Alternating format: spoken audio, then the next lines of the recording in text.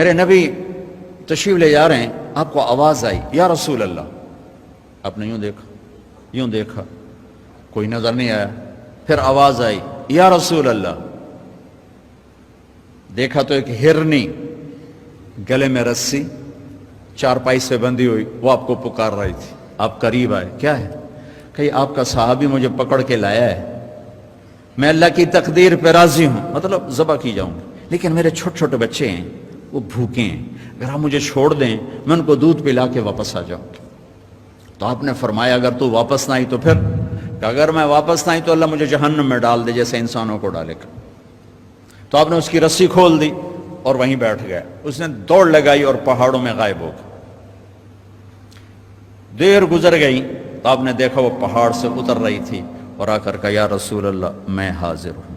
اللہ اکبر. اسے خبر ہے میں کیوں حاضر ہوں. یہ ہمارے فیصل آباد کا بازار والا 10 روپے کے پیچھے وہ جھوٹ بولتا ہے کہ زمین آسمان کانپ اٹھتے ہیں. آپ نے اس کو رسی سے باندھ دیا اور پھر بیٹھ گئے. دیر گزری وہ صحابی ہے جنہوں نے پکڑا تھا شکار کے لیے، وہ دیکھ کے پریشان ہو گئے، یا رسول اللہ آپ کیسے؟ کہا بھائی میرا ایک کام ہے چھوٹا سا. کہا کیا؟ کہ یہ ہرنی میں ہدیہ مانگتا ہوں آپ سے. کہا یا رسول اللہ ہم تو جان قربان کرنے کے پیچھے پھر رہے ہیں، آپ ہرنی کہتے ہیں؟ کہ بس یہ دے دو، لے لو.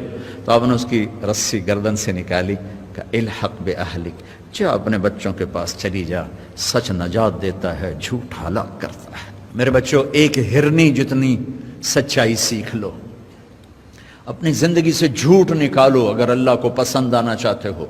نہ تہجد پڑھو، نہ اشراق پڑھو، نہ اوابین پڑھو. فرض نماز کا تو معافی کوئی نہیں، اس کی تو معافی کوئی نہیں، سچ بولو. فرض روزے کی معافی کوئی نہیں، مت رکھو تم نفلی روزے، مت کرو تم نفلی حج. فرض حج ہے کرو، فرض زکوٰۃ ہے ادا کرو، فرض نماز ہے نہیں چھوڑ سکتے. سچ نہ چھوڑو، سچائی نہ چھوڑو. جو قوم جھوٹ اور بددیانت کا شکار ہوتی ہے انہیں دنیا کی کوئی طاقت عزت نہیں دے سکتی، چاہے وہ تہجد گزار ہوں اور چاہے وہ دہری ہوں. اور جو قوم سچ اور امانت پہ کھڑی ہو جاتی ہے انہیں کوئی شے ذلیل نہیں کر سکتی، چاہے وہ ایمان والے ہوں اور چاہے وہ 360 پتھروں کے پجاری ہوں.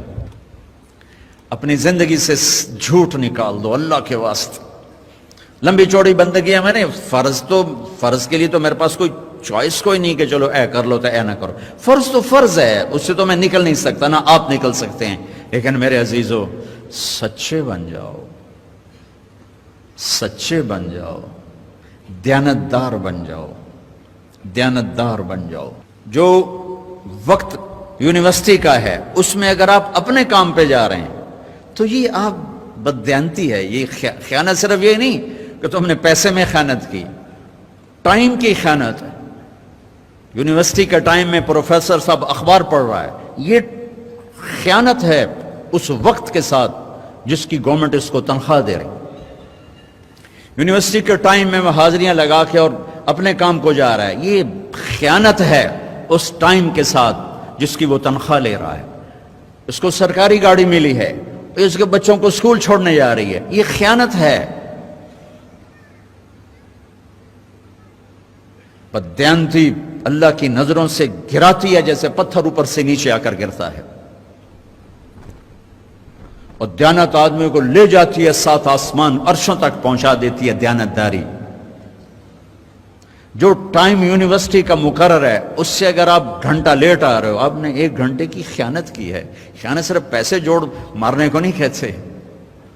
آپ نے بچوں کو پڑھانا ہے، نہیں پڑھایا، تم نے پڑھنا ہے، تم آئے پڑھنے کے لیے، یہاں تم کسی اور کام میں لگے ہو. تم نے ماں باپ سے بھی خیانت کی، اللہ سے بھی خیانت کی، اس یونیورسٹی کے ساتھ خیانت کی.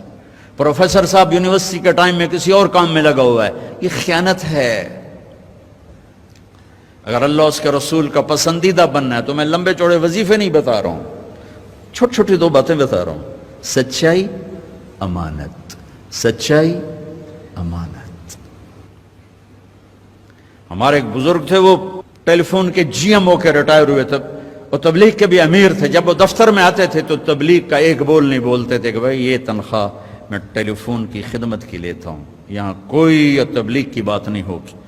اور جب وہ دفتر سے نکل جاتے کہتے ہیں ہن میرا ٹائم اپنا ہے، ہن کوئی ٹیلی فون کی بات نہیں ہوگی، اب صرف تبلیغ کی بات ہوگی۔ میرے بچوں، بددیانتی نے ہمیں زیرو کر دیا ہے۔